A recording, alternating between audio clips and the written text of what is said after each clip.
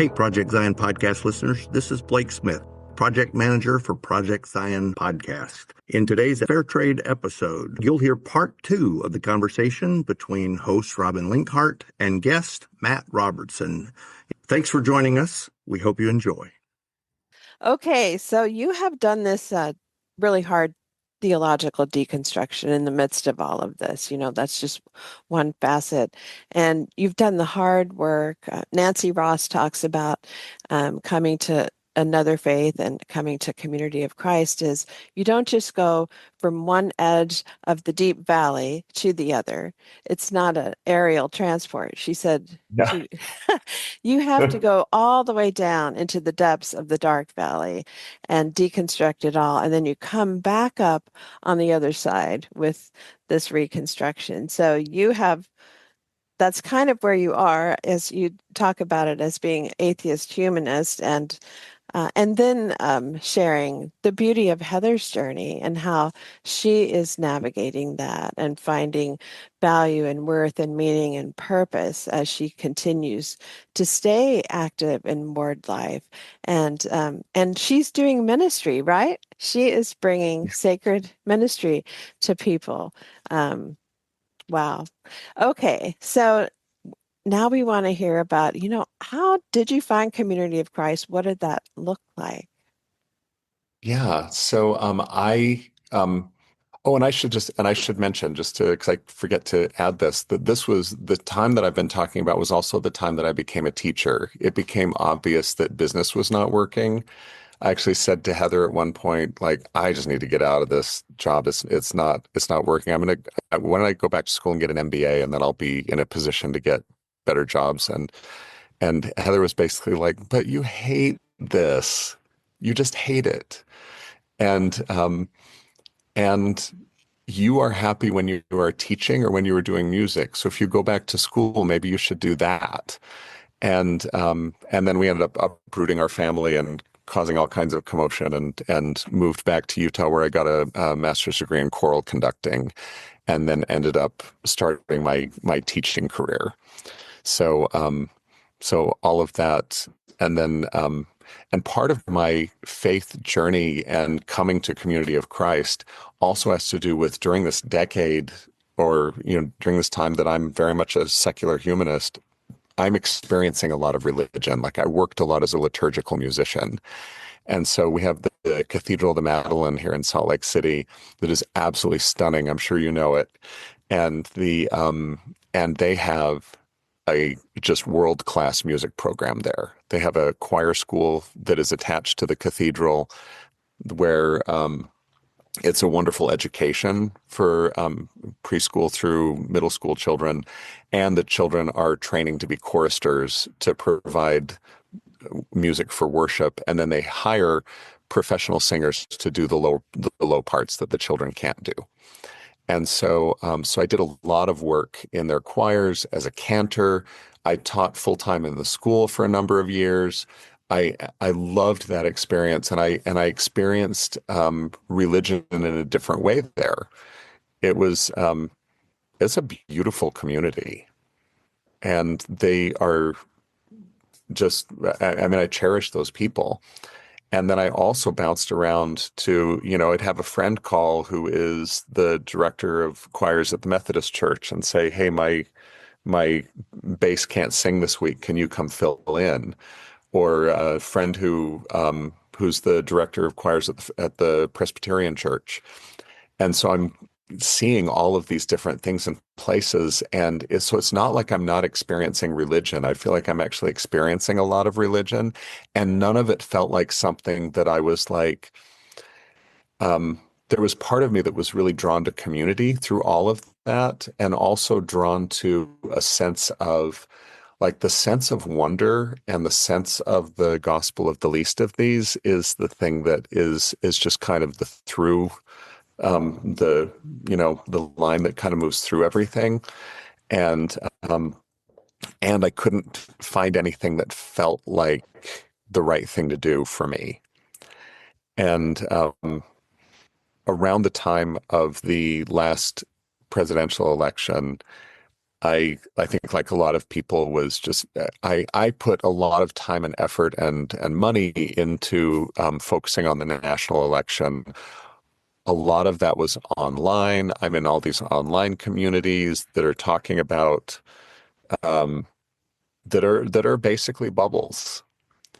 And then I was both shocked and dismayed at the outcome, and particularly at vulnerable people not being safe, and at the idea that some kind of plurality of my society said this seems like a valid trade-off.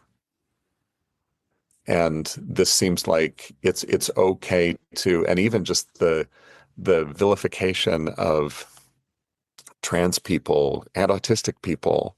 And I mean, and I've got, I have, I have a trans son. I have a daughter who is autistic and also asexual. And so I'm seeing like my kids and other people who I are just so dear and close to me, and who and I feel like part of my job is not just as a dad, but just as like a decent person in society, is to protect them. And then the result happened, and it's ended up being in many ways more horrific than I even worried. And I felt this desperate need of like, this online thing is not working. It is not, I cannot exist in this bubble where I'm constantly reinforced in what I'm already thinking, and where everything seems so crystal clear to me. And there's obviously people who feel differently. There's obviously a lot of people who feel differently, and I'm not around them. I'm not around anybody. I'm not around any people, outside of work, which is a very non-political environment. Outside of, I'm not in any environment where I might be interacting with other people who, and I also I kind of couldn't handle just seeing everything by myself. Like, I need to be with people um, where I can take this in and not be by myself, because I'm completely overwhelmed. And I need to be with people who are doing things like showing up at soup kitchens, or doing, who are doing actual boots on the ground work, and not just like posting something pithy about, here's why I think this is terrible.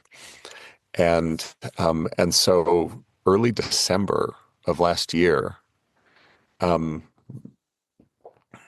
Heather and I, Heather took the day off church because I said, I want to go check out Community of Christ. And the things that drew me to Community of Christ more than anything was this sense that I knew enough to know that this was a church and a people that knew what it meant to start over, and that knew what it meant to have to kind of wake up one day and find that the world is different than than than what I thought it was, and have to find a way to move forward, which I also relate very much to early Christianity, that there's people after they did not expect the crucifixion, and they're all standing around staring at each other like, what are we going to do now? And I don't think that the early restoration movement, they certainly didn't expect Joseph and Hiram to be murdered, and then for the movement to fracture, and for all these things to happen, and then this sense of, what are we going to do now? And then I didn't know as much as I know now, but I had the sense too that when Community of Christ had kind of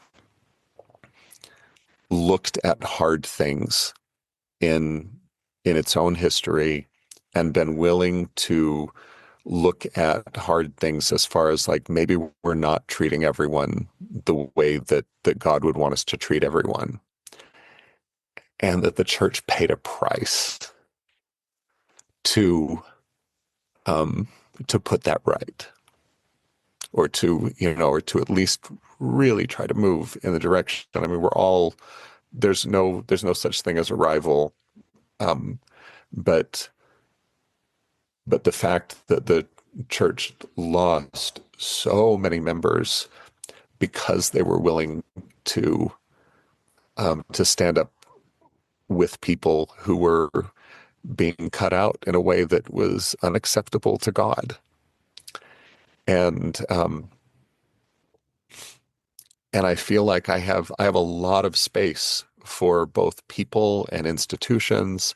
For I've come to believe that the whole paradigm of perfection is just a flawed concept, that there's no such thing.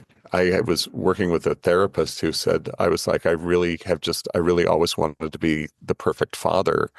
And she was like, let's pause for a second. What is that? What is that even? And it was like this revelation of like, there's clearly no such thing as that. Not just it is a thing and people don't quite achieve it. There's literally no such thing. It's not something that could exist. And but anyway, and I'm sorry, I kind of got sidetracked. But I feel like, but I was drawn to Community of Christ because I was like, these are people who know how to be real, and these are people who are willing to do the work. And so Heather and I walked in, and as we walked into the sanctuary, the 15-foot tall Christmas tree was falling on some of the people who were setting it up, and they were. And they looked back and they were like, "You're tall, come grab this." And so and Heather and I ran up and helped steady the Christmas tree and helped put it up. And that was our introduction to Community of Christ. And we sat through, and Laura, who I think you know, was preaching that day, and she gave her the sermon was on joy as a method of resistance. And it was exactly what I needed in that moment, including being able to look around and say, this is not a community that looks like they're trying to make everything look perfect. The Christmas tree just fell over. And all of that for me, I was like, yes, please, these are my people. And I came back the next week and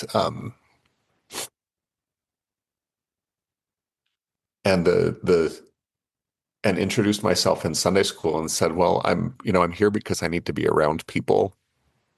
And I don't really believe anything, but I know that people are important, and I know that I need to be around people. And Courtney, the Sunday school teacher, was like, she said, yeah, I can relate to all of that, and I think a lot of us can. And then, sorry, this is emotional for me. This is a really special family in the congregation that has become really dear to me. That is Marianne and her two daughters, Haley and Phoebe. And well, Phoebe was not quite walking yet. And Marianne's husband, Stephen, has since passed away. But this was, I was just meeting them, and I really like babies, and I'm good with, I'm not to, tout myself or whatever, but I'm actually really quite good with kids and with babies. And so Phoebe was fussy, and I just said, hey, can I take Phoebe for a minute? And Phoebe fell asleep in my arms while I kind of walked around in the back of the church.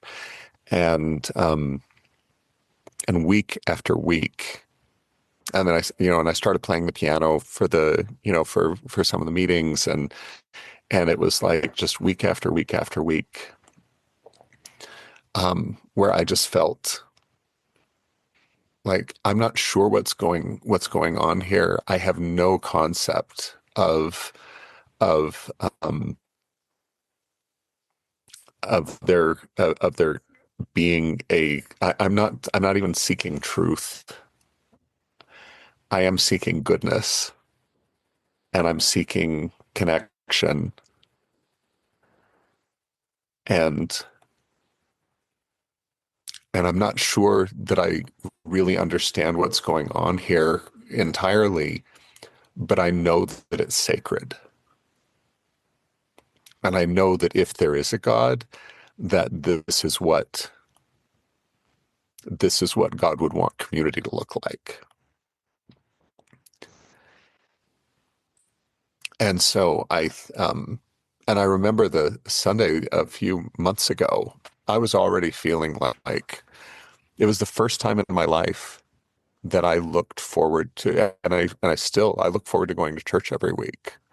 And it feels bizarre, Robin. I don't know. I've never had this experience before of like, it's like, wait, when is Sunday? When do I get to go again?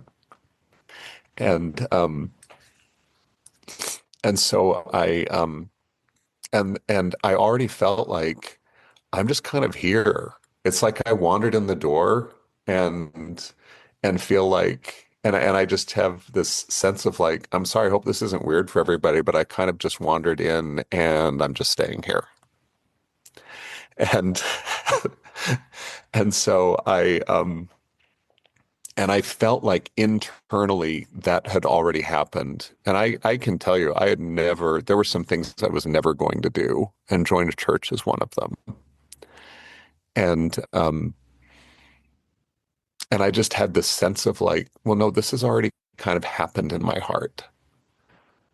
This is, and I know and it's funny because for Mormonism, my process has been very slow. We had a period of time in when I was a missionary that the mission president had this idea, and we went on this thing where we were trying to find, teach, and baptize people within 24 hours. Like, let's make this happen really fast, get them, and that's unusually fast even for Mormonism, but 2 weeks is not at all fast. That's like, and 3 months is kind of like, well, I don't know, it's taking kind of a long time. And um, and so I'm like 6 months into attending and feeling like I have to just acknowledge like, oh, I'm already here. Like this is just where I am. And this is where I plan to be. I mean, I can't predict the future, but I don't see not being here. And then Brittany, who is brilliant and wonderful, gave a sermon where one of the things that she talked about was the pressures on people um, who are left on the fringes or left outside or discriminated against or made to feel less than, and all of these things. And um, she said, "Not here. That's why we're here, because not here. That will not happen here." And I went I went home that day and said, and was like, Heath, I don't want to freak you out. I hope this isn't weird for you. I don't know what this will be like for you, but I think I want to like actually join this church. And she was like, so I'm not surprised at all. That doesn't surprise me at all. I 101 million% support you in this. Heather attends with me occasionally. She loves Community of Christ people, and they love her. And so yeah, so then I was and I yeah, I was baptized like geez, less than 2 weeks ago. And and here I am. A beautiful story. And welcome. We're so happy to have you with us. Thank you. And of course, you already know that that welcome is we're happy to have you with us no matter where you are on the journey. And it does not hinge on whether or not you choose to be baptized and confirmed in community of Christ. I know that's the thing that is weird to me. It's like this is so like different from the paradigm that I was raised with. If I went in next week and said, "Hey, I've decided I don't want to do this anymore," one thing I know for sure is that it would not diminish me in anybody's eyes. Mm-hmm. There might be people who would miss me or who would feel like, "Oh, we liked it when Matt was here," or whatever. Mm-hmm. But Mm-hmm. there would be no sense of like judgment or of whatever. And Brittany, when I said, "Hey, I think I want to do this," was like, "Hey, just so you know, if the morning of you're like, hey, I've changed my mind, I don't want to do this," that's a perfectly acceptable thing to do. Mm-hmm. And you could attend here forever and never join, and that would also be fine. And so just know this is not, anyway. So I'm sorry, I didn't mean to interrupt. No, no. So, as you well know, faith is a lifelong journey. I mean, it just is our whole life. So, what were or are some of the challenges for you as you live into this new faith tradition, which is really a distinctly different path in the restoration movement? It is. It is. And I think Heather and I were talking about this last night, where I said the analogy that I came up with is like if you've been eating broccoli your whole life, but every time somebody served it to you, something that you didn't change the flavor, didn't change the appearance, didn't, whatever, but made you sick was sprinkled on the broccoli every time you ate it for your whole life. And then somebody later says, hey, there is such a thing as healthy broccoli that doesn't have that stuff sprinkled on it. And there's these wonderful ways to prepare it, and it's really delightful, and you're going to love it. It's difficult to eat broccoli. It is not like, and so for me, I still find a lot of church language quite triggering. I still find I have a constant kind of reframing of things that happens in my mind when we're using religious language or talking about religious things that I have to just constantly say, wait, it doesn't mean this. It means this. This is what we're actually talking about.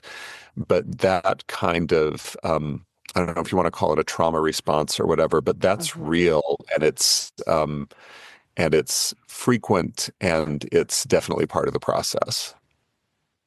That so I'm taking notes the whole time, even though I know we're going to have a transcript and I can read and study it. But as you're talking, what you're saying is just so critically important to where we find ourselves as community of Christ on this journey of faith. And what you're doing, and you know how to do well, is to reinterpret, reframe, and speak clearly, not just to your own heart of what you need to hear in order for it to make sense or connect or um, come into some sense of understanding that's helpful and purposeful, but you're learning how to do that for other people that have been hurt in a similar way. And so I just want you to know I'll be calling you to help us with some things Oh. because I truly believe Community of Christ is not perfect, and we have been on an incredible journey.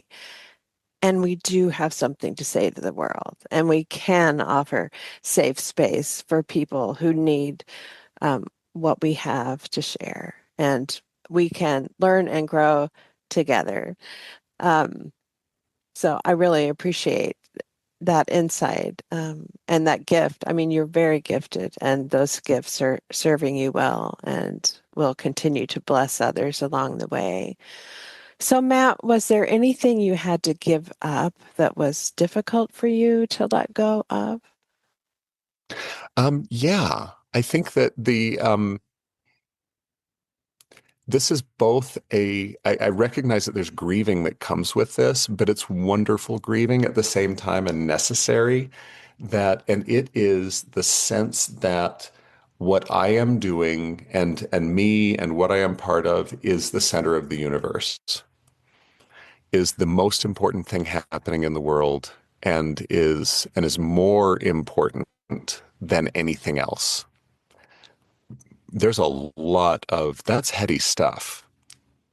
And it is, and when your identity is attached to that, and especially as a man in the church, where at age 12, I am told repeatedly, you have more authority than the Pope. You are real, that is fake. This is, you are, and you are the most important thing happening in the world, is very different from there's something that there's loss attached to, like, oh wait, I'm just a regular guy and I'm working with a bunch of regular people and I don't have to be in charge of anything, and what we're doing is good, but it's just one thing, and other people are doing really great things and we can probably learn a lot from them, and we don't need to we don't need to tear anybody down to make ourselves bigger. We don't need to, any of that. Um, it's wonderful, it's necessary, and there's loss associated with that. Yeah. Change is hard, even positive change. Yeah. Wow.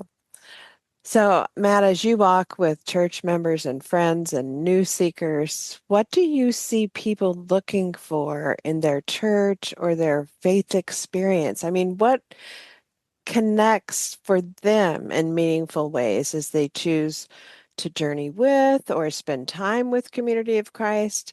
In a sense, what are the really big life questions that you're hearing from people today? Yeah. I hear people searching for belonging and searching for community and searching for connection. And it's not just connection, it is connection internally, it's connection with the divine, whatever that means to different people. Um, it's connection to community, it's connection within families. I feel like all of that, it's whatever God is, and this is where like religious language just it kind of doesn't work for me, because anytime I use the word God, it's like I have to just like remind myself I'm not talking anthropomorphic, perfected human, whatever. No, I mean I'm talking about something that I will never understand and that I will never really that I feel like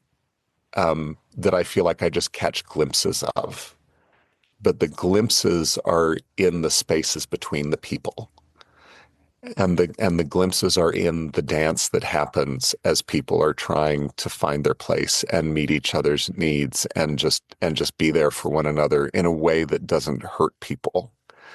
That and I feel like people are craving that, and I think they are craving the idea that it can be religious without being told that it has to be. There are people for whom the broccoli is never going to work. And I feel this really strong desire to celebrate those people and say, you go, you eat the stuff that works for you. I am so happy. And I'm not saying broccoli is better. I'm just saying I've found a recipe that I really like. I love that analogy. It's just And great. oh, thanks. No, yeah, but I feel like people are craving this sense of. I'm finding it really, and it's weird because I hate, and I'm sorry to use like a really strong word, but I hate missionary work. And and at the same time, I find myself constantly talking with people about Community of Christ, which is weird, but it's never because I'm trying to convert anybody or trying to draw anybody in. It's just like I do want people to know, I want people to know that this exists. I want them to know who we are. I want them to know that communities like this can exist. And people that this doesn't work for, I have every hope that, and there's so many that it's like, oh my gosh, so many people are doing so many great things. Mm. And so, and I feel like I can connect with them without having to change anybody. without, Mm. there's all of this space for that. There is. There is.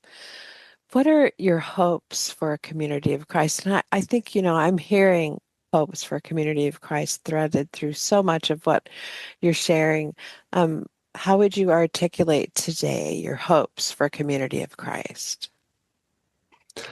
I think what I'm hoping, it was a lot of conversations in the Salt Lake congregation happening right now about, because there's always going to be this stream of people who are deconstructing religion and who are kind of these traumatized religious refugees um, who a lot of them just need a moment of like, no, you're okay, and then they'll never come again, and that's okay.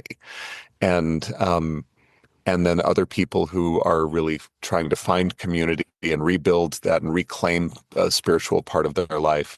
And I think it's always going to be part of what happens in Salt Lake. We're having a lot of conversations about what else. And I think that what else conversation is amazing of like, how else can we show up in the world in a way that makes a difference, in a way that helps to make the world a better place?